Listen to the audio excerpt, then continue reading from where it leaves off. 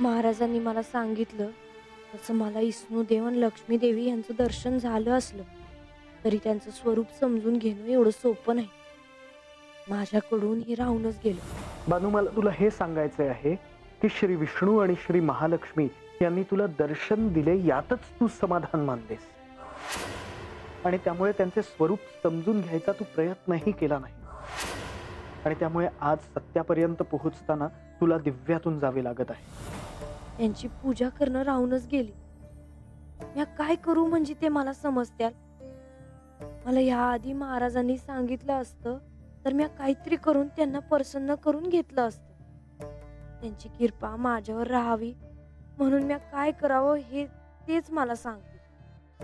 आज भी मला त्यांनी त्यांच्या मूळ रूपात दर्शन दिलं ते दिस आठवतं.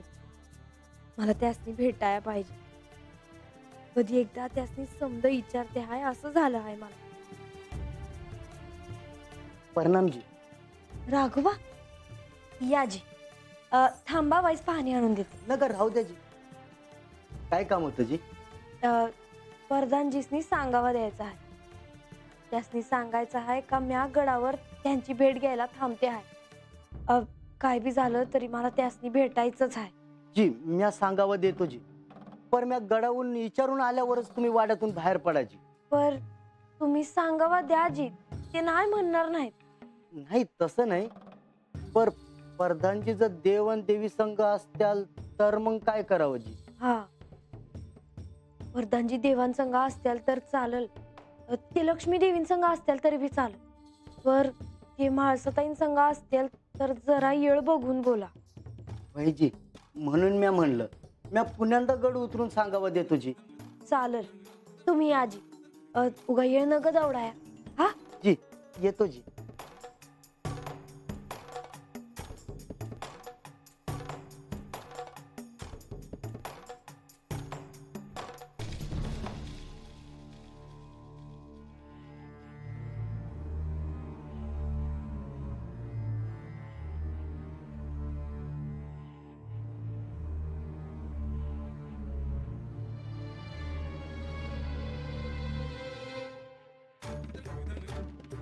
याची नोंद ठेवायला सांगा.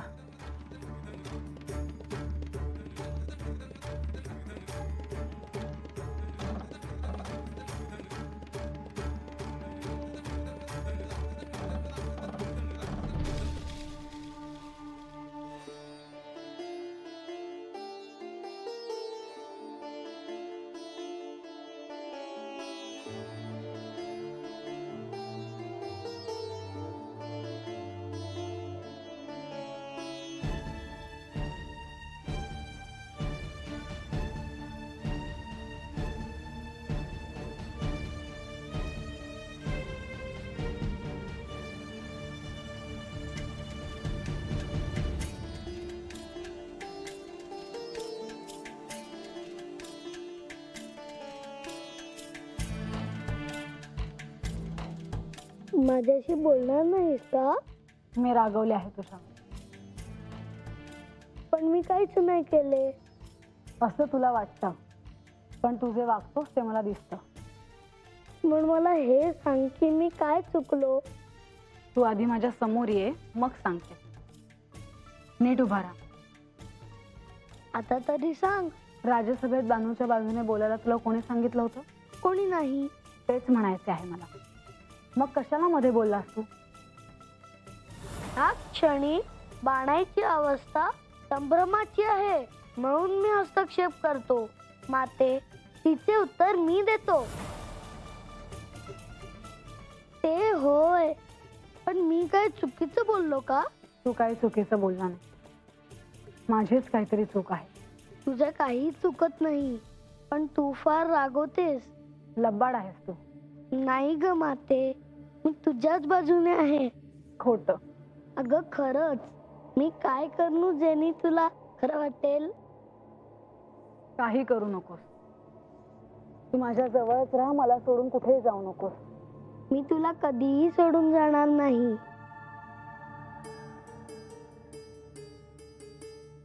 पण तू माझं एक ऐक. काय? तू कोणावर रागवू नकोस. ध्यानात ठेवेन मी.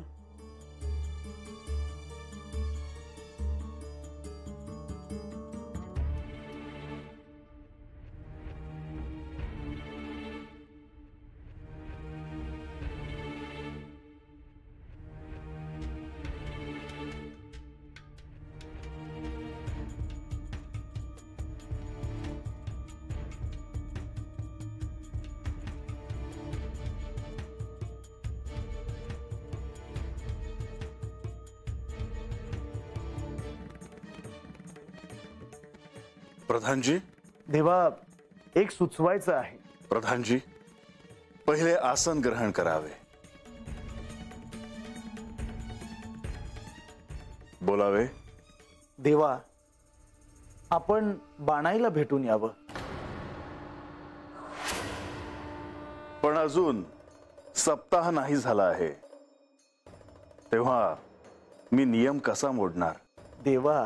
प्रधानजी, आपण आग्रह का करत आहात? देवा, जेव्हापासून नारद मुनी बाणाईला भेटून गेले आहेत तेव्हापासून ती माझं स्मरण करते आहे आणि मी जाण्याचं टाळतोय, कारण श्री म्हाळसा देवींना ते आवडणार नाही. म्हणून म्हणत होतो आपण बाणाईला भेटून यावं, तिच्या शंकांचं निरसन करावं. प्रधानजी, मला वाटतं म्हाळसेलाच तिथे पाठवूया. करा एकमेकींच्या शंकेचं निरसन. तेव्हा भांडणांचे आवाज ऐकू येतील. होय, आणि ते सोडवायला आपल्याला जावं लागेल. देवा, खरंच त्या दोघींची भेट व्हायला हवी. इतक्या चांगल्या सखी असून कशा वागतायत एकमेकींशी? तुम्ही तर कैलासात त्यांना फार जवळून पाहिलं आहे. किती सख्य होतं दोघींमध्ये. होय, आणि त्याच प्रेमातून पार्वतीने तसं वचन दिलं होतं. मी तिला सांगितलं होतं की हे म्हणजे स्वतः स्वतःच्या कंठावर शस्त्र ठेवण्यासारखे, पण तिने ऐकले नाही. मी तर कधी कधी असा विचार करतो की जेव्हा त्यांना स्मरण होईल तेव्हा त्यांना काय वाटेल? इतका मोठा काळ त्यांनी राग आणि द्वेष ह्यात घालवला आहे, ज्याला मुळात काहीच अर्थ नाही.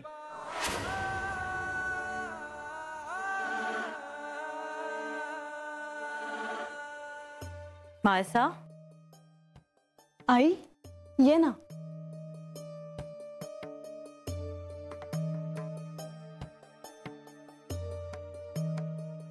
बरं झालं तू आलीस. मला ठाऊक होतं माझी म्हाळसा माझी आठवण काढत असेल म्हणून मी आले. आई, तू सांगितलेलं ध्यानात आहे माझ्या. राजसभेत सर्वांसमक्ष तिच्या हाती काय लागले आहे हे विचारेन मी तिला. सगळा लेखाजोखा समोर ठेवायला लावेन मी तिला. पण एक मात्र ध्यानात ठेव, माघार घेऊ नकोस. हा प्रश्नही विचारला जाईल, तुला काय समजलं, तेव्हा तुला तुझी बाजू अशीही मांडता यायला हवी. सगळ्यांचा तुझ्या शब्दावर विश्वास बसायला हवा. तसेच होईल आई. अजून एक गोष्ट, अवघड आहे पण बघ, प्रधानजींना तुझ्या विश्वासात घे. का कोण जाणे, पण मला असं वाटतं की त्यांना हे सगळं ठाऊक असावं. हो, खरं आहे. प्रधानजी कोणी सामान्य व्यक्ती नाही. लक्ष्मीदेवी आणि प्रधानजी माझ्याशी ममत्वाने बोलतात. मी आग्रह धरला तर ते माझ्यासाठी हवं ते करतील, पण ते माझ्या बाजूने बोलतील की नाही हे नाही मला सांगता येणार. प्रयत्न तर करून बघ. आख्यान सुरू होण्यापूर्वी तू हे महत्वाचं कार्य करावंस, म्हणजे बघ सर्व काही तुझ्या बाजूने घडेल. मी प्रयत्न करेन. लवकर कर, नाहीतर ती बानू आहेच. तिला कळलंय इथे कोण महत्वाचं आहे आणि काय केलं मग त्यांच्याशी जवळीक वाढेल. काहीही म्हण, पण दिसते तशी साधी सुधी नाहीये तुझी सवत. कशी असू दे, पण तू म्हटल्याप्रमाणे प्रधानजींना माझ्या बाजूने करण्याचा प्रयत्न करेन मी. माझे बंधू आहेत ते, आणि भगिनीसाठी ते एवढं तर करूच शकतात. आता माझी लेख शोभतेस.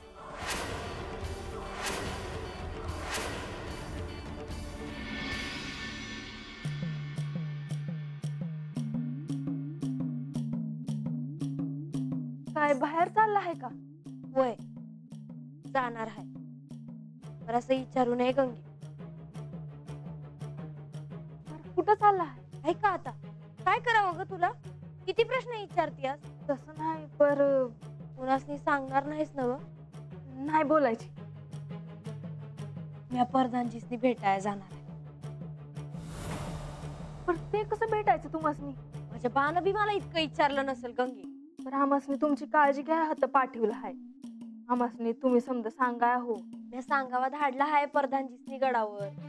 त्यांचा सांगावा येईल नाहीतर भेटतेलच मला ते.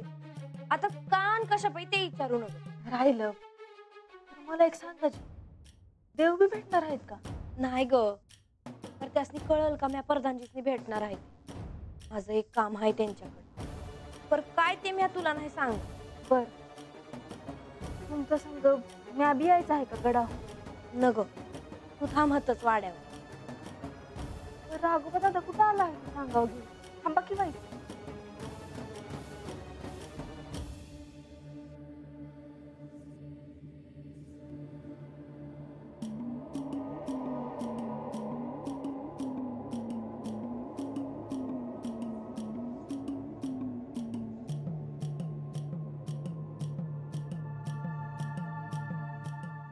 नाही गंगे, मी नाही थांबत.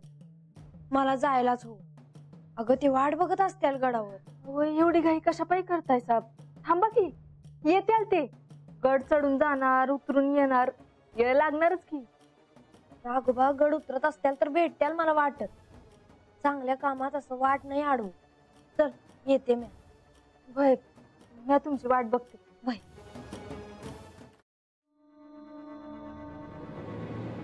आत यावं का जी? राघोबा या.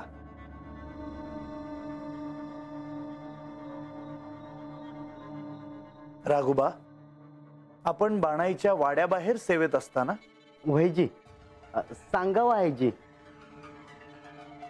जी, बानाईसनी तुम्हासनी भेटायचं आहे जी. तुमच्या संगत बोलायचं आहे. विनंती आहे जी त्यांची. कुठे आहे बाणाई? जी, गडाच्या वरच्या बाजूला भेटायला येत आहेत त्या. बर, या तुम्ही. जी. प्रधानजी, आता तर तुम्हाला जावंच लागेल. या जाऊ, पहा काय होतंय ते. आता श्री म्हाळसा देवींना उत्तर देणं विधिलिखितच आहे. तर पण तुम्हाला ते अवघड नाही जाणार. काही झाले तरी मी आहेच. बरं देवा, येतो. या.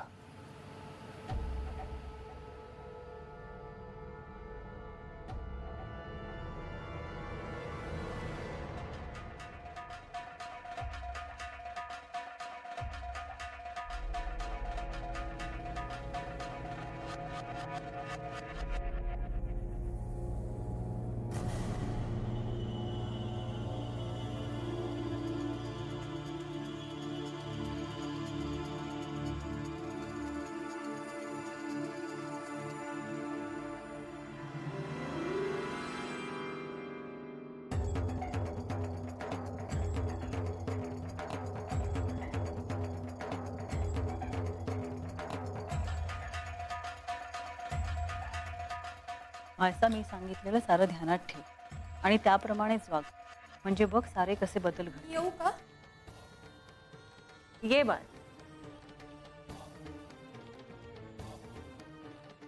एक सांगायचं होतं. अगं सांग ना. पण तुम्ही रागावणार तर नाहीत ना? आम्ही का रागावू? सांग. प्रधानजी त्या बानूला भेटायला चालले आहेत.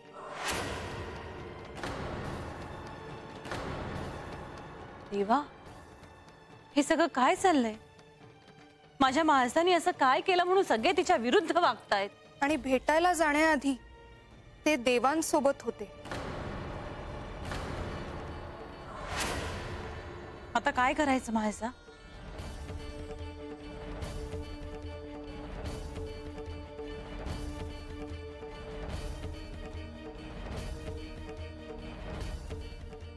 आजवर मी आज सगळ्याला तोंड देत गेले, पण आता मी रागवणार नाही. तर त्यांना थेट विचारणार आहे की या सगळ्याचा अर्थ काय.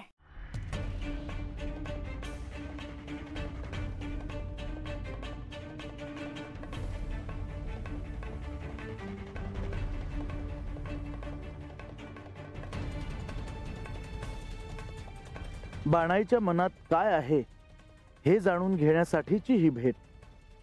तिचं चित्त कशामुळे विचलित झालं आहे हे जाणून घेण्यासाठीची ही भेट. आणि आत्मज्ञानाच्या मार्गावर जाताना ते अंतिम सत्यापर्यंत पोहोचण्यासाठी तिला योग्य त्या मार्गाचे संकेत देण्यासाठीची ही भेट.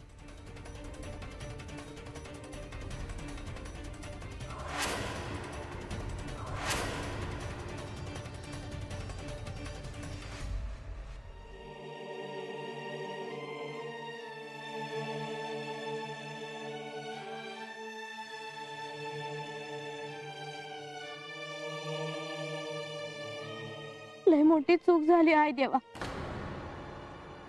लय मोठी चूक झाली आहे. उठ बाणाई, सावर स्वतःला. उठ बाणाई, हे वागणं तुला शोभणार नव्हे. देवा, पर लय मोठी चूक झाली आहे खरंच माझ्याकडनं. आणि किती बी म्हणलं तरी मी ती कधी बी विसरणार नाही.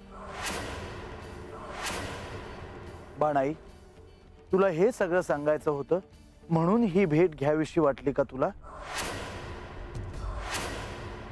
होय देवा. म्हणजे तू हे असं सगळं म्हटल्यावर तू पुन्हा अशी चूक करू नकोस असं मी तुला म्हटलं की झालं? या भेटीचं प्रयोजन झालं हो ना? आता नाही म्हणजे मला काय बी सुचना झालं आहे देवा. तुम्ही मला काय म्हणून दर्शन दिलं आणि म्या काय केलं बघा. म्या हे विसरलेच का म्या कोण आहे हे मला कळावं म्हणून तुम्ही मला दर्शन दिलं. म्या आपली माझ्यातच रमली. बाणाई, आता तू योग्य मार्गावर आली आहेस असं मी म्हणेन.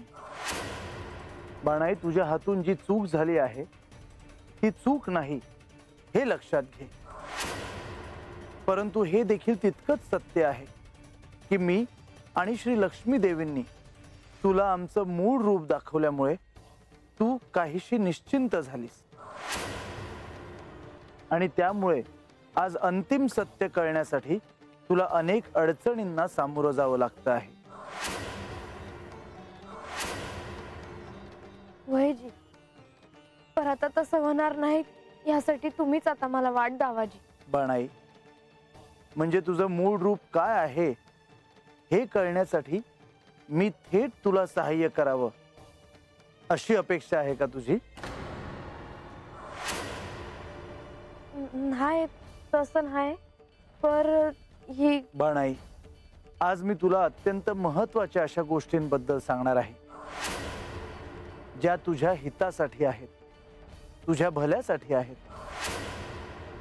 आणि म्हणूनच तू त्यांचं नीट श्रवण करावंस. वय देवा.